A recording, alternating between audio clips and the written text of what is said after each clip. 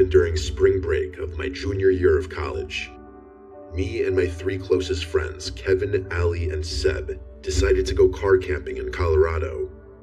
We'd been doing these trips together since freshman year, but we were all pretty broke that semester, so we went with dispersed camping instead of paying for an actual campground. I found this spot on one of those camping apps that showed free sites.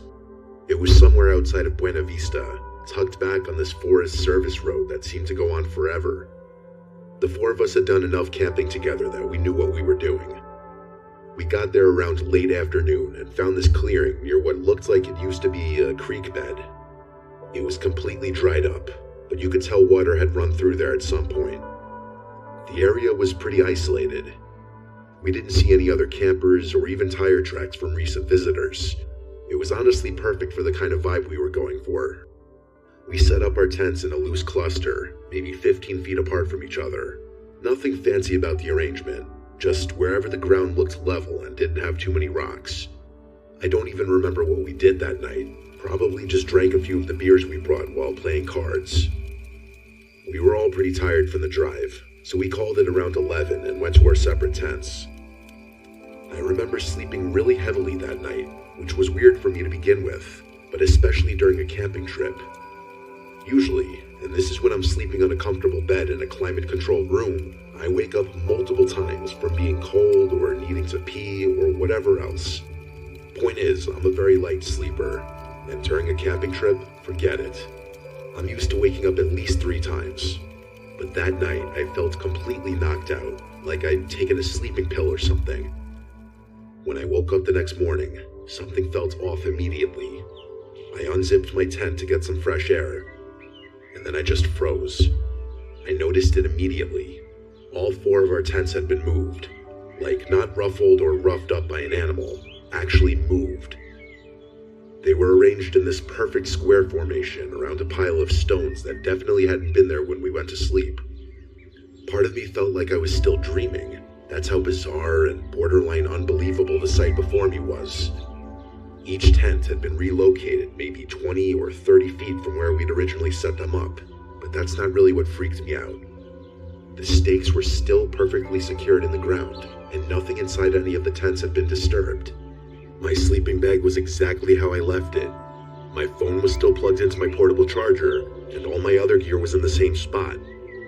Nothing was missing from my tent, which I checked, double-checked, and triple-checked. I thought I was going crazy. I yelled to wake up my friends.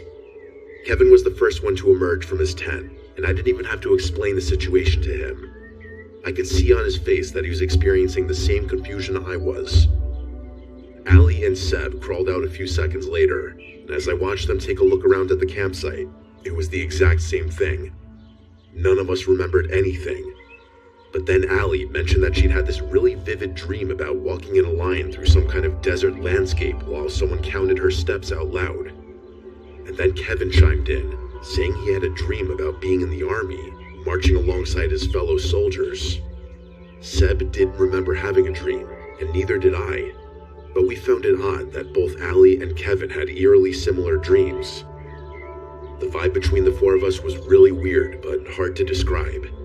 It was almost like we were reading each other's minds.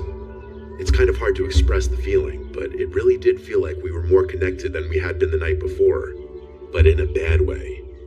I remember looking back and forth between them, trying to figure out what it was that I was feeling around me.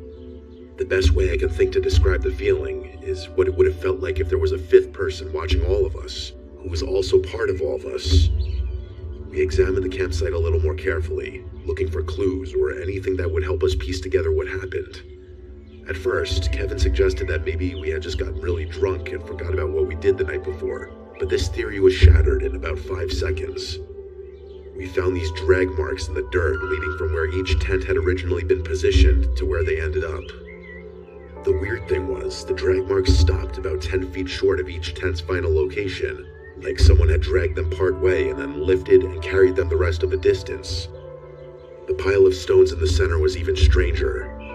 There were exactly 4 stones, and they were balanced on top of each other like some kind of sculpture. It actually would have been pretty were it not for the circumstances. Kevin walked over to get a closer look, and as he was leaning in to examine the top stone, he tripped and ended up knocking the whole thing over. The stones just kind of tumbled to the ground, nothing dramatic. For a second, the four of us just stood there in silence, staring at the scattered stones. And then things went from a 5 to a 10. At the exact same time, all four of us started hearing this low rumbling sound coming from somewhere in the distance. It sounded like rocks grinding against each other. Not like an earthquake or anything, more like an old stone door being pushed open. Hearing that sound kind of sent us into a panic, and we all just started packing without even discussing things. Like I said before, it felt like we were reading each other's minds, and that also applied to our feelings. I could feel my friends' fear, and I knew they could feel mine. It was really freaky, 10 times freakier than it had been not 2 minutes ago. I don't think I've ever packed up a campsite so quickly in my life. Realistically, we were out of there in under 5 minutes, but it felt like an eternity in that moment. I'm not going to harp too much on what happened. I really don't like thinking about what happened that night, and I'm worried that if I think too much about it, it'll go from being a fever dream that sort of sits in the back of my mind to something more real. That was 5 years ago now. The four of us don't really see each other anymore, but I guess that's kind of how it goes as everyone gets older. Kevin moved to Denver after graduation. Allie's in grad school in California, and I think Seb moved to Chicago with his girlfriend. We keep in touch, but we've never really talked about that night since.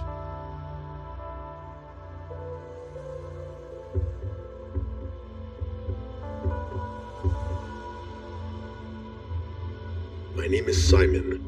This happened last summer when I was 23. My girlfriend Cadence and I had been planning this camping trip for months.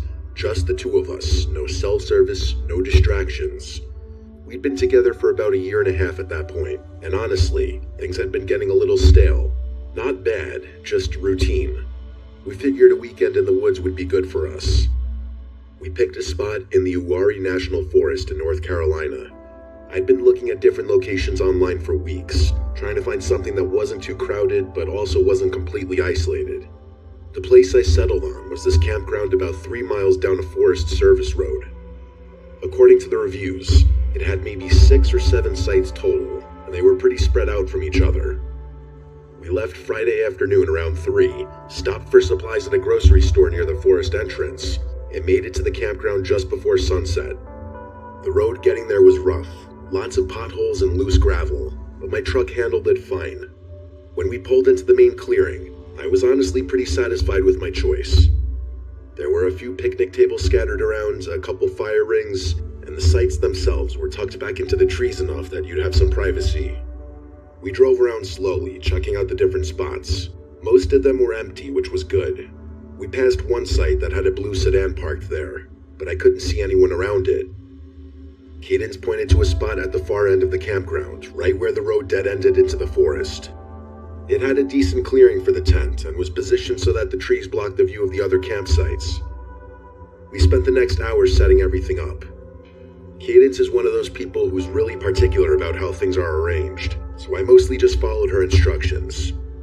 By the time we were done, it was starting to get dark. I got a fire going while Cadence made sandwiches, and for a while, everything felt exactly how it was supposed to. We were sitting there drinking beer, watching the flames, not really talking about anything important, just existing together, which I think was kind of the point. Around 10 or so, Cadence went to brush her teeth at the spigot near the picnic tables. I stayed by the fire, poking at it with a stick and finishing my beer. That's when I noticed someone standing at the edge of our site, just beyond where the light of the fire reached. I jumped a little, I'm not gonna lie, because I genuinely hadn't heard anyone walk up. The guy apologized for startling me, and said he was camped over in the blue sedan and that he just wanted to introduce himself. His name was Aiden, and he looked to be about 30. He had this really intense way of maintaining eye contact that made me a little uncomfortable, but I obviously wasn't going to say anything.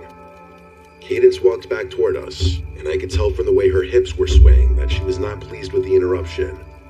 Aiden noticed her, turned, and said she picked a good spot, real secluded. He mentioned he was solo camping, trying to get away from people for the weekend, which seemed kind of contradictory since he was literally standing at our campsite making conversation. And by the way, As soon as Cadence walked back, I didn't exist anymore. This guy Aiden's full attention was on my girlfriend, which wasn't exactly surprising, but weird as hell. We talked for another minute or two, and by we, I mean he talked at Cadence while she just gave him awkward reply after awkward reply, waiting for him to get the hint. Eventually, I butted in and told him we wanted to get some sleep because we were waking up early, and that got him to leave. As soon as we walked into the darkness, I noticed he didn't use a flashlight or anything, which I thought was a little odd. Cadence and I agreed about the weirdness of the whole thing and decided to try and forget about it. We stayed up for another hour or so, then put out the fire and went to bed. I don't remember falling asleep, but I do remember waking up, and the moment I woke up, I realized something was wrong. It took me all of 3 seconds to realize I had woken up to voices somewhere in the distance.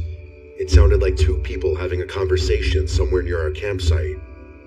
I looked over and saw Cadence fast asleep, and that's when the guardian instinct in me kicked in. I didn't freeze or cower in the tent, but rather actually went out to investigate. I unzipped the tent as quietly as I could and poked my head out. The voices stopped almost immediately, like they had heard me even though I thought I was being dead silent. As quickly as I could, I grabbed my phone and turned on the flashlight, shining it around our campsite, but whoever had been there had either already left or was further away than I initially thought. Eventually, I went back inside the tent and tried to go back to sleep. It was a public campsite after all. People stay up really late on camping trips, so I didn't think it was anything threatening. I just hoped whoever had been out there got the hint to have their 3 a.m. talk somewhere far away from where I was trying to sleep. I didn't bother mentioning it to Cadence the next morning. I didn't really see the point in stressing her out over nothing.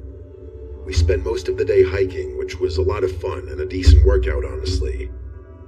As the sun started to go down, I went to grab more firewood from a pile we'd made near the truck. That's when I noticed something on the windshield. It was a napkin, folded in half and tucked under the wiper blade. I pulled it out and unfolded it, and I was shocked to discover that it was a note. A note saying, "You should move your tent." I obviously wasn't going to keep that to myself, so I showed Cadence the note and told her what happened the night before. When she saw the note, she immediately asked if it was Aiden. I said, I guess so, because who else would it be? And as the two of us were discussing what to do next, obviously more than a little freaked out, as if on cue, who walks up but Aiden? He was wearing the exact same getup as the day before, and looking at him filled me with a mix of rage and fear. The rage won, and I told him he needed to stop just walking up like that, more aggressively than I probably should have. I was 100% convinced he was behind the note and the talking for the night before, and I wasn't going to let him think that he was fooling me. He said sorry in a gruff voice and said he was just checking up on us. Before I could respond, Cadence asked him why he'd need to check up on us, and actually said something that really surprised me. He told us he didn't want to freak us out, but that he was surprised to see people as young as we were at the campsite. He said that there was a bunch of weird stuff that had been known to occur around here, freaky stuff. He said he'd found deserted campsites deep in the woods, signs of people, belongings, and other weird things. I didn't really trust a word he was saying, but he said it so matter-of-factly that part of me thought he was being genuine. He went on to say that he heard people walking around his car the night before, so he was going to cut his trip short and go home before the sun set. Then he advised us to do the same. At that point, I wasn't going to argue, and it's not like Cadence wanted to stick around either, so we all started packing our stuff. It was pretty stressful, being as the sun was already almost set to begin with. I could tell Cadence was starting to freak out because her hands were shaking as she was putting stuff in the car, and I tried my best to calm her down, but I wasn't feeling great about things either. We finally finished getting everything in the car, and I started pulling out without another word. The sun was basically set at that point, and it would probably be fully dark in a few minutes. But as I was driving out, I noticed Aiden's blue sedan was still in his campsite, which I found strange. I saw Aiden crouched down near one of his tires, so I actually stopped my car. I asked him what he was doing, and he stepped back from his car to reveal a massive gash in the tire, something that was definitely done deliberately. There was no question about it. Cadence said, "Holy f***," and I was pretty shocked to see it as well. I didn't know what to do. At first, he asked if I could give him a lift, but Cadence whispered that she wouldn't be comfortable with that, so I told him I couldn't, which led him to ask me if I would call the police for him as soon as I got service, and I told him I would. I pulled out of the campground and started down the dirt road. My headlights were on full blast. We were maybe 100 yards down the road when I glanced to my right and saw them. There were 3 figures standing in the woods, maybe 30 feet off the road. They weren't moving, and it didn't look like they were trying to hide either, almost like they wanted to be seen. I only saw them for a split second, but I was 100% sure they were people, and Cadence noticed them as well. My foot instinctively hit the brake. I don't even know why. Maybe some part of me thought I should go back and warn Aiden, or maybe I was just trying to process what I was seeing. But before I could think it through, Cadence grabbed my arm and screamed at me to drive, like a genuine scream. So I did. Cadence didn't say anything the entire way back to the main highway. As soon as I got service, I pulled over and called 911. I told them everything, and the dispatcher said they'd send someone to check on him. We never heard back from them. I wasn't really expecting to, but I had this sick feeling that something really wrong happened to Aiden, and that I was partly to blame. Cadence tried to reassure me that he was in on the whole thing, which is a possibility, but I think that's just a way to cope more than anything. Either way, this is still something I think about from time to time.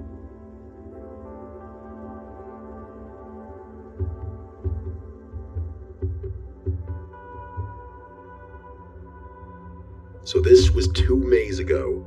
I was 28 at the time, working remotely as an IT consultant out of Bozeman. The job wasn't anything special, but it paid okay, and being able to work from anywhere in the world was a huge plus for me. Unfortunately, I was going through kind of a rough patch at the time. I'd just gotten divorced about 3 months earlier, and I wasn't handling it well. Nothing I tried was working, and believe me, I tried everything. It seems a little foolish and naive looking back, but at one point I was convinced I'd spend the rest of my life in misery unless I did something drastic, like go off the grid and spend a few weeks in the wilderness type drastic. So that's kind of what I did. Camping has always been a big part of my life, so trekking out in the wilderness all alone isn't actually as crazy as it sounds, at least for me. I'm actually a lifelong scout. Couldn't make Eagle quite in time, but the point is, I know my way around wilderness better than most. I've got my old man to thank for that. I didn't want to go anywhere where there'd be other people around though. That would have defeated the whole point. I needed to be alone, so I did what any reasonable person does at 2 a.m. when they can't sleep. I went down the internet rabbit hole. Eventually, I found this old Montana backcountry camping forum that had a bunch of posts about some unofficial sites in the Helena, Lewis, and Clark National Forest. So right then and there, I made the decision. The next morning, I planned everything out. The only person I told where I was going was my brother, and I didn't even mention the specific spot to him, just a vague description of the general area. I had a bunch of PTO saved up, so missing a week or so of work wasn't the end of the world. If I'm remembering correctly, that was a Tuesday, so it must have been a Thursday by the time I had my truck fully loaded up. I had enough supplies to last me the full week and then some. Freeze-dried meals, water purification tablets, a first aid kit, and all the other essentials. And of course, my Remington 700. I'm not a gun nut or anything, but you don't go that deep into the Montana wilderness without protection from wildlife. The drive out there was about 4 hours from Bozeman. First 3.5 were easy. Highway to county road to Forest Service road. That last bit though, what a headache. My GPS kept trying to reroute me because the service road I needed wasn't in its system. After some painful backtracking and double-checking the descriptions of some of those online posts, I found this overgrown trail that seemed to match up with what someone had written. Twice I had to stop to move branches and other debris that were blocking the path. My truck's a decent 4x4, but I was starting to worry about getting stuck. I drove along the path until it was impossible to go any further, at which point I just shut my engine. I knew I'd have to reverse out of there when the time came to leave, but I had been prepared for that, so I wasn't too concerned. As soon as I stepped out of my truck, I was pretty confident I was in the right spot. But that far into the wilderness, there's not really a right spot since everything's as remote as everything else. Either way, I was pleased. There was a clearing not too far from the cluster of trees I had parked in front of, and it looked like a perfect place to set up camp. Except there was already a tent there. I noticed it almost immediately. It was this old olive green tent that looked like it was from the 80s. My first thought was that someone else had found those coordinates, but the tent looked like it had been there for years. There was actual mold growing on the seams, like visible from 20 feet away kind of mold. I walked over out of curiosity. I probably shouldn't have, but whatever. I called out a friendly hello and waited. There was no response. The zipper was partly open, so I just unzipped it the rest of the way. And let me tell you, the smell in there was god-awful. It smelled like something had died inside. The stench was unbearable, but I was in too deep and was too curious to just walk away. I looked around the tent and saw an empty sleeping bag, some soup cans, and a little notebook. I withstood the nastiness just long enough to grab the notebook and reach my head back into the pure air. There wasn't anything else in the tent besides what I already mentioned, so I didn't see the need to keep investigating. But something was making that smell, which I didn't really understand. But anyway, after stepping out of the tent, I started flipping through this little notebook and immediately realized what it is. Pages and pages of tally marks. There must have been hundreds of them in there, all in groups of 7. The last page had 42 groups, which is over 8 months. I wasn't really spooked at that point, more so curious and kind of excited to have stumbled upon my own little mystery. But after flipping through the notebook a few times, there wasn't really much else to do. I ended up keeping it. What was I gonna do, return it? But anyway, I decided to set up my own camp on the opposite side of the clearing, a decent distance away from the tent, but close enough to keep an eye on it. I didn't like the thought of letting it out of my line of sight. As I settled into the spot and acclimated myself with my surroundings, I realized there were no signs that anyone had actually camped here before. I went for a pretty extensive hike and didn't find any old fire rings, trash, trails, footprints, anything that would even marginally suggest another human. It was a really clear night that night. I remember that distinctly because the stars were incredible out there. The drive and setup had exhausted me, so I fell asleep pretty quickly. I woke up randomly in the middle of the night. I had no idea what time it was, but I knew for a fact I didn't wake up to nothing. I'm a very heavy sleeper, even out in the wilderness, so I knew something was wrong. I froze in the dark and listened, trying to hear for an animal or whatever else could have woken me up, and after about 30 seconds, I heard it. Whispers. It sounded like 2 or 3 different voices, and if I had to guess, I'd say they were maybe 20 feet from my tent. They were having some kind of conversation, but I couldn't make out what they were saying. I was so freaked out I started sweating. When you go that deep in the wilderness to be alone, the last thing you're expecting to stumble upon is another person, let alone multiple people. It doesn't sound like the scariest thing per se, but in the moment I was terrified. I stayed frozen in my sleeping bag, pretending to be asleep. The voices stopped, but I still didn't want to move. And after a few seconds, I started hearing footsteps around my tent. I realized whoever was out there was circling my tent, the way an animal might. Instinctively, my hand went straight to my rifle, which turned out to be the correct decision because not 2 seconds later, someone started yanking on my tent zipper. When it didn't budge, thanks to the clips I'd put on, they pulled back. I had my rifle aimed directly at the tent flap, and a very strong part of me wanted to just fire right then. I was expecting the person messing with my tent to just leave, but no. They started scratching the flap like they were trying to cut their way in, and that's what sent me over the edge. I spoke up, saying I had a gun and to back the fuck off. The scratching stopped immediately. There were a few seconds of complete silence, and then I heard footsteps, multiple sets of footsteps running away in what sounded like different directions. It sounded like at least 3 people, which was somehow 10 times worse than the thought of it being just 2. They didn't all run the same way, which struck me as strange. I didn't sleep much that night, but I felt very safe with my rifle by my side. As soon as the sun rose, I unzipped my tent and stepped outside, making a big show of brandishing my rifle. I immediately looked over at where the old moldy tent had been. It was gone. I walked over to the spot where I knew it had been. There was no ground depression, no stake holes, nothing. The grass wasn't even flattened, but I knew for a fact there had been a tent there. I had stared at it for hours the previous day. What I did find were footprints. Bare human footprints all around my campsite in a rough circle about 20 feet out. There were tons of them, and they were different sizes, which confirmed to me that there had been more than just 2 people out there. Some of them were also really deep, like whoever made them had been standing there for a long time. One set of prints led over to a big pine tree at the edge of the clearing. I walked over, and that's when I saw them. Fresh cuts in the bark. I knew what they were. Tally marks. 7 groups of 7, and the start of an 8th group. Just like the notebook. I just kind of stood there, trying to make sense of it. The notebook had been counting something for over 8 months, and now there were fresh marks on this tree, right next to my campsite. I didn't want to think about what that meant. It gets much, much worse though, because as I was backing away from the tree, I noticed something else. It was and still is the most disgusting thing I've ever seen. There was a dead squirrel hanging from a low branch a few feet away, tied up with what looked like a fishing line. I'm not squeamish about dead animals, I'm a hunter for Christ's sake, but something about the way it was positioned made me want to puke. I didn't really need any more of an indication. I immediately ran back to my campsite and started packing my stuff as fast as I could. I'll admit that my hands were actually shaking while I took down my sight, and I was having trouble focusing on the task at hand without looking over my shoulder every few seconds.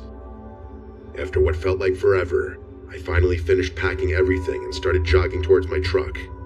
I threw everything in, jumped in the truck, and started backing out. Part of me thought my tires were going to be slashed or something else, but thankfully my truck was untouched. The path was narrow, and backing out was even harder than pulling in, so the ordeal was torture. It was hell, but I made it, and I don't think I was followed. By the time I made it back home, I decided I wouldn't even bother calling anyone. I did not think there was a point. Like, realistically, what would I even report? It's not like anyone would go that far into the woods to investigate. The thing that freaks me out the most is the sight of that squirrel. No one does that unless they're trying to send a message or a threat. I honestly don't know what would have happened if I stayed another night, or if I hadn't been armed.